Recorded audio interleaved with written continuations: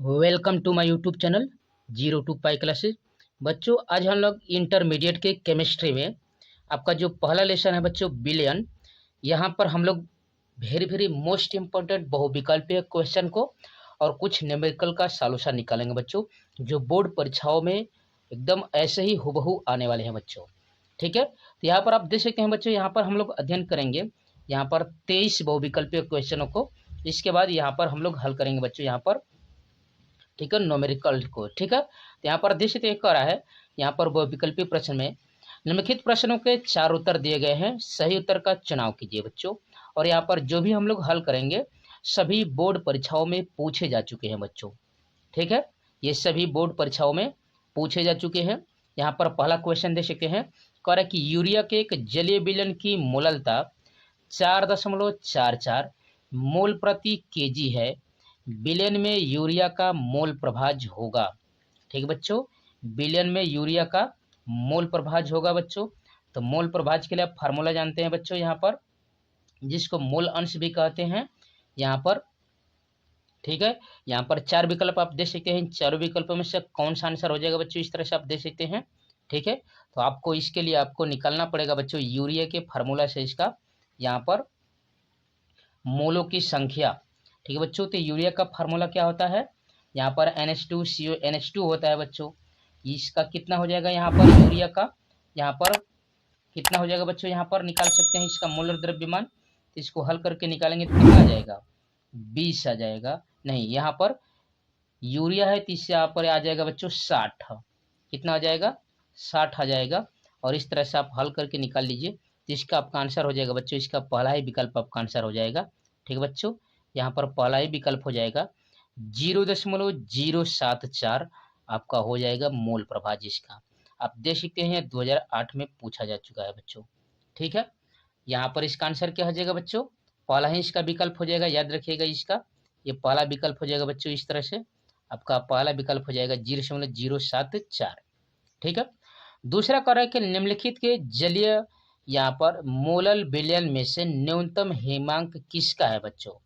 ये 4 विकल्प आपको दिख रहे होंगे बच्चों, इन चारों विकल्पों में से यहाँ पर कौन सा विकल्प ऐसा है जिसका यहाँ पर मोलल विलयन में न्यूनतम हिमांक आता है बच्चों।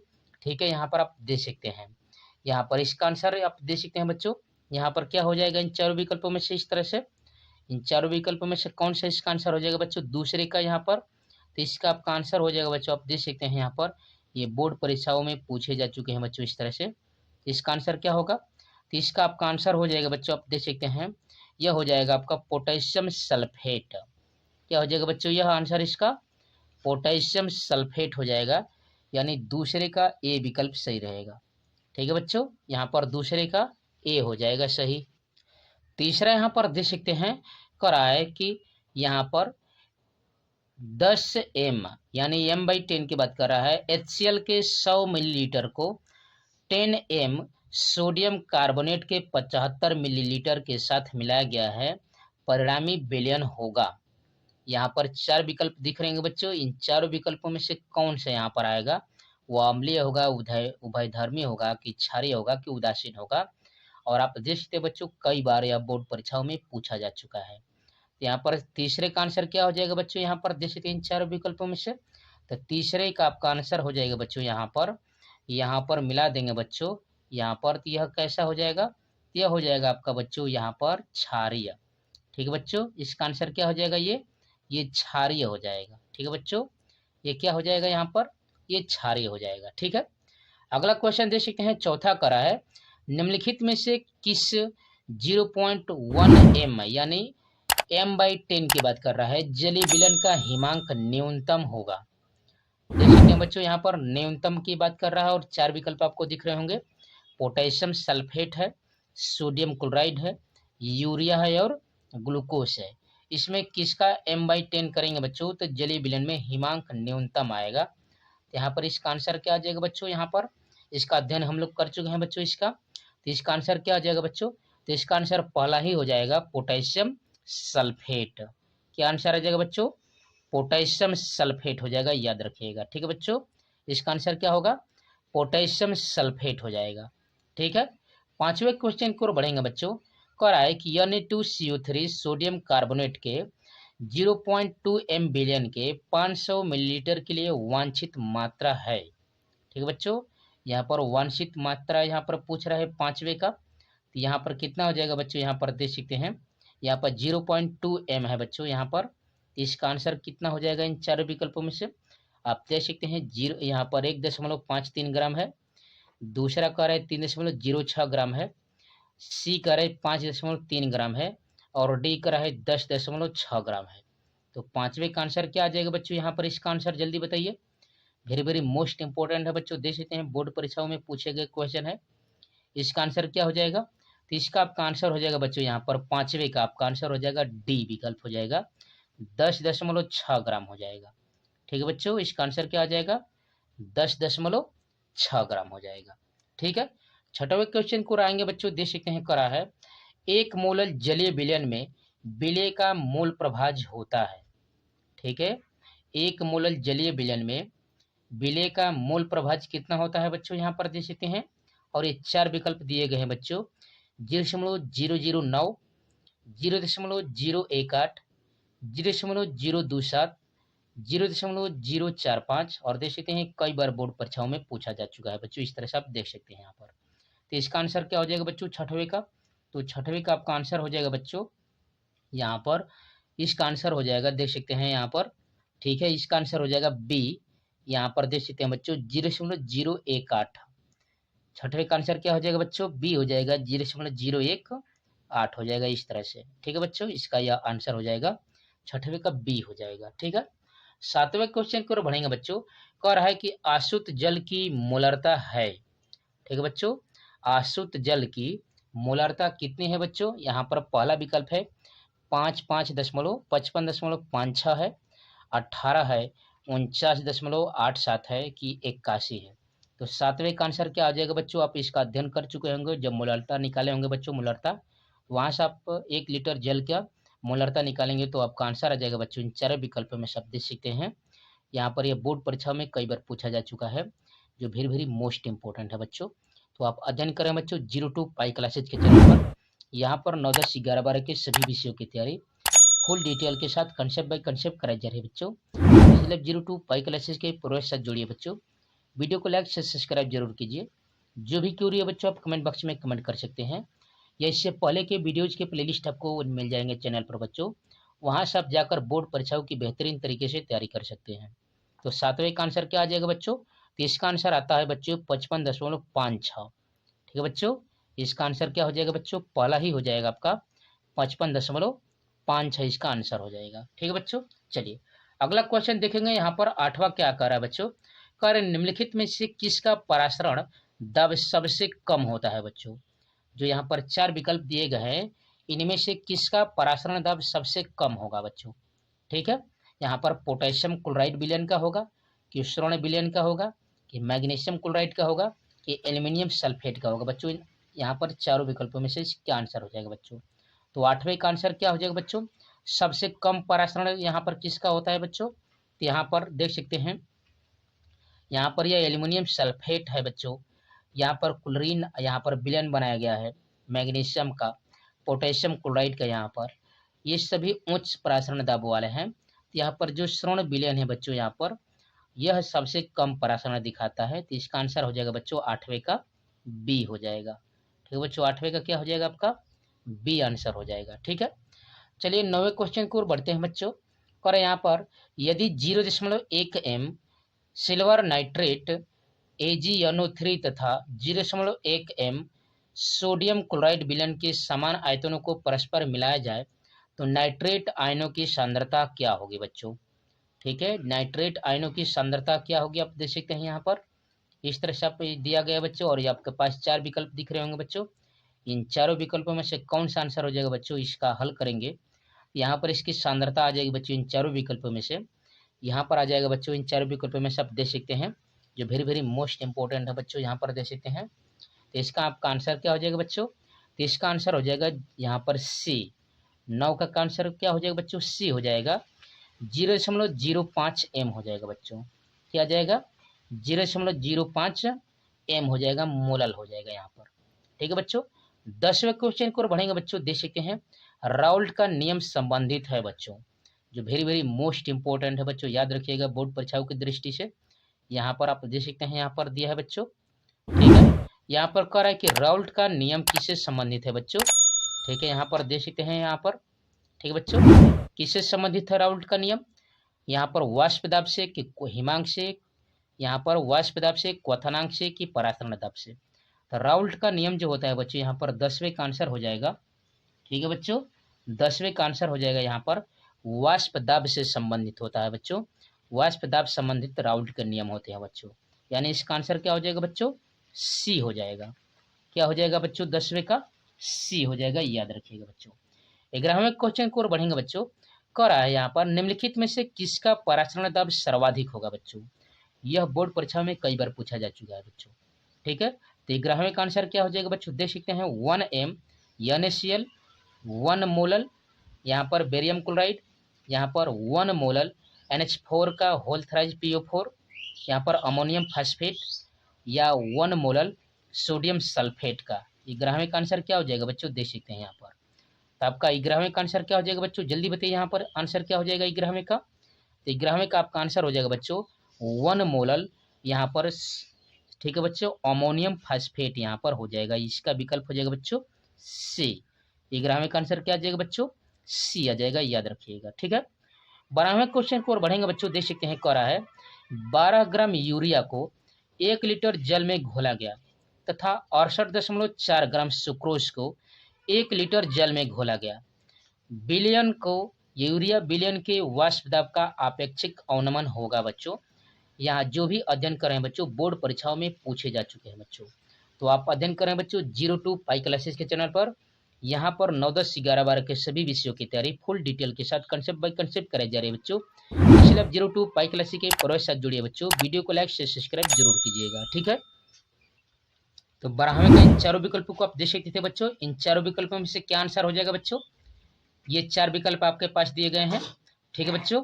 इन चारों विकल्पों में से क्या आंसर हो जाएगा, देख सकते हैं। तो इसका आपका आंसर हो जाएगा बच्चों, यहाँ पर हो जाएगा जो यूरिया विलयन का वाष्प दाब का अपेक्षिक अवनमन निकालेंगे बच्चों, तो वह किसके बराबर होगा यहाँ पर 12वें का, तो वह हो जाएगा बच्चों सुक्रोज विलयन के बराबर हो जाएगा बच्चों, यानी इसका डी विकल्प सही हो जाएगा, ठीक है बच्चों। इसका डी विकल्प सही होगा, सुक्रोज विलयन के बराबर इसका आंसर आ जाएगा, ठीक है।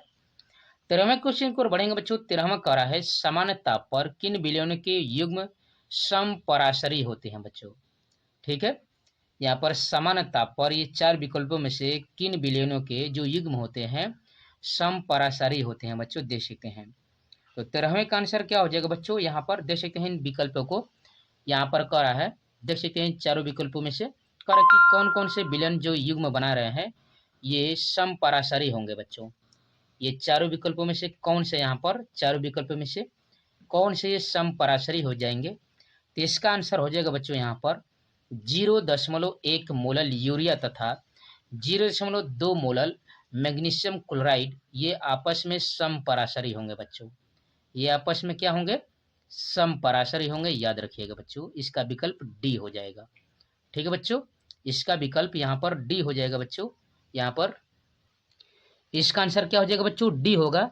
0.1 मोलल कैल्शियम नाइट्रेट तथा 0.1 मोलल सोडियम सल्फेट, यहाँ पर डी विकल्प इसका सही था बच्चों।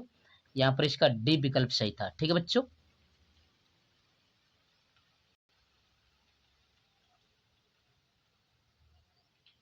देख सकते हैं बच्चों, यहाँ पर 14वां क्वेश्चन क्या कर रहा है, कर रहा है यहाँ पर गन्ने की शक्कर, यहाँ पर अणुभार 342 का 5% विलयन पदार्थ X के 1% विलयन से समपराशरी है।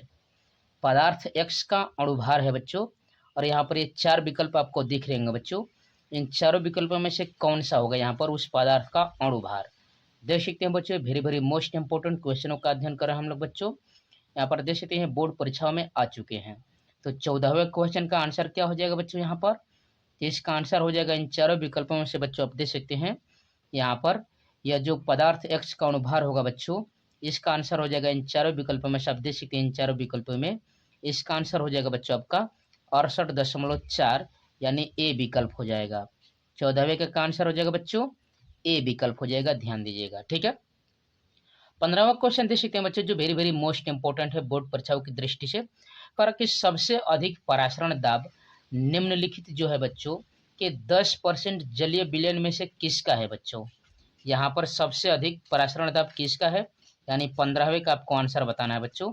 यहाँ पर 15वां देख सकते हैं बच्चों, यहाँ पर लिखा है बच्चों, यहाँ पर देख सकते हैं चारों विकल्पों में से करा कि परासरण दाब निम्न के 10% जलीय विलयन में से किसका होगा सबसे अधिक परासरण दाब। तो किसका आंसर हो जाएगा बच्चों यहाँ पर 15वें का, तो इसका आपका आंसर हो जाएगा बच्चों इन चारों विकल्पों में से। आप देख सकते हैं इन चारों विकल्पों में से आपका आंसर हो जाएगा बच्चों आपका डी, पोटेशियम सल्फेट का। ठीक बच्चों, इसका आंसर क्या हो जाएगा बच्चों आपका पोटेशियम सल्फेट हो जाएगा, याद रखिएगा सबसे अधिक परासरण दाब इसका हो जाएगा। ठीक है, 17वां क्वेश्चन देख सकते बच्चों, यहाँ पर 17वां करा है, यहाँ पर देख सकते यहाँ पे 16वां 15वें के बाद 16वां आएगा बच्चों। यहाँ पर करा है 16वां, निम्नलिखित विलयन में से सर्वाधिक परासरण दाब है बच्चों।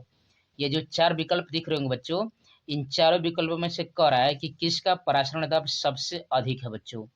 यहाँ पर सबसे अधिक की बात कर रहे हैं, यहाँ पर सर्वाधिक की बात कर रहे हैं बच्चों, तो इसका हम लोग अध्ययन कर चुके हैं बच्चों। यहाँ पर इसका विकल्प क्या हो जाएगा बच्चों 16वें का। तो यहाँ पर देख सकते हैं यहाँ पर चारों विकल्प आपको दिख रहे होंगे बच्चों, इन चारों विकल्प में से आपका आंसर क्या हो जाएगा बच्चों, तो अमोनियम यहाँ पर फास्फेट हो जाएगा 1 मोलल विलयन का, यानी इसका बी विकल्प सही हो जाएगा बच्चों, इसका बी विकल्प सही हो जाएगा अमोनियम फास्फेट यहाँ पर। ठीक है, 17वां करा है शुष्क जल की मोलरता होगी। ठीक है बच्चों, शुष्क जल की मोलरता होगी। देख सकते हैं 17वां क्वेश्चन का, यहाँ पर ऐसे क्वेश्चन आ सकते हैं बच्चों घुमा फिरा के, देख सकते हैं ऐसे क्वेश्चन यहाँ पर कई बार बोर्ड परीक्षाओं में पूछे जा चुके हैं बच्चों। यहाँ पर इसका अध्ययन कर चुके हैं बच्चों, यहाँ पर सीधा सीधा कि अशुद्ध जल की मोलरता क्या होगी, वैसे ही शुष्क जल की मोलरता क्या होगी बच्चों। तो इन चारों विकल्पों में से क्या आंसर हो जाएगा बच्चों यहाँ पर, तो 17 का आपका आंसर हो जाएगा बच्चों यहाँ पर 55.56 या 55 मोलल। ठीक है बच्चों, इसका आंसर क्या हो जाएगा बच्चों, ए विकल्प आपका हो जाएगा। ठीक है, 18वां क्वेश्चन की ओर बढ़ेंगे बच्चों। देख सकते हैं यहाँ पर 18वां क्वेश्चन क्या करा है, कर कि दो द्रव्यों पी एवं क्यू के वाष्प दाब क्रमशः 80 मिलीमीटर एवं 60 मिलीमीटर है। पी के 3 मोल तथा क्यू के 2 मोल मिलाने से प्राप्त विलयन का कुल वाष्प दाब होगा। और ये आपके पास चार विकल्प दिख रहे हैं बच्चों, इन चारों विकल्पों में से क्या होगा बच्चों इसका आंसर। यहाँ पर दो द्रव्यमानों, यहाँ पर द्रव की बात है, यहाँ पर पी और क्यू द्रव है जिसके वाष्प दाब क्रमशः 80 मिलीमीटर और 60 मिलीमीटर है। पी के 3 मोल तथा क्यू के 2 मोल मिला दिए गए हैं इनमें, तो कह रहा है कि कुल वाष्प दाब क्या हो जाएगा बच्चों। तो 18वें का क्वेश्चन का आंसर क्या हो जाएगा बच्चों, यहाँ पर इसका आंसर हो जाएगा इन चारों विकल्पों में से, आप चारों विकल्प को देख सकते हैं बच्चों, इन चारों विकल्पों में से आपका आंसर क्या हो जाएगा 18वें का। तो 18वें का आंसर हो जाएगा बच्चों, यहाँ पर देख सकते हैं यहाँ पर इसका हो जाएगा बच्चों डी विकल्प, यानी 72 मिलीमीटर हो जाएगा। क्या आंसर हो जाएगा बच्चों इसका आंसर 72 मिलीमीटर हो जाएगा, यहाँ पर इसका आंसर डी हो जाएगा, याद रखिएगा। ठीक है, चलिए 19वें क्वेश्चन की ओर बढ़ेंगे बच्चों। 19वां कह रहा है निम्नलिखित में से किस विलयन का वाष्प दाब न्यूनतम होता है बच्चों, किस विलयन का वाष्प दाब न्यूनतम होता है बच्चों। ऐसे क्वेश्चन को आप अध्ययन कर चुके हैं बच्चों।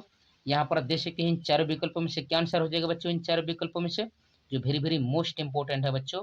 यहाँ पर इसका आंसर क्या हो जाएगा इन चारों विकल्पों में से, तो इसका आपका आंसर हो जाएगा बच्चों यहाँ पर 0.1 मोलल सुक्रोस विलयन। ठीक है बच्चों, 0.1 मोलल सुक्रोस विलयन, इस तरह से आपका आंसर हो जाएगा बी 19वें का। 20 क्वेश्चन की ओर बढ़ेंगे बच्चों। कह रहा कि किस सूत्र द्वारा मोलल उन्नयन स्थिरांक यानी केबी की गणना की जाती है बच्चों, किस सूत्र के द्वारा गणना किया जाता है। यहाँ पर देख सकते हैं पहला विकल्प है यहाँ पर, दूसरा यहाँ पर है, तीसरा है, और कह रहा है कि इनमें से कोई नहीं, यानी 20वें क्वेश्चन का आंसर क्या हो जाएगा बच्चों।